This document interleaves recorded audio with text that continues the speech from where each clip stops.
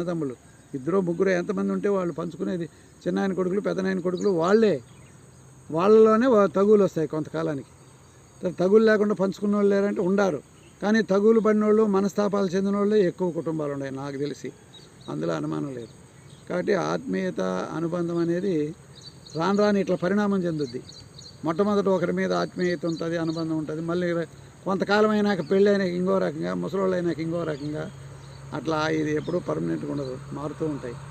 కాబట్టి ఏది ఏమైనా సరే మనమందరం ఆత్మీయంగా ఉండాలి, మంచి సంబంధాలు కలిగి ఉండాలి. మానవ సంబంధం మంచిగా ఉండాలి.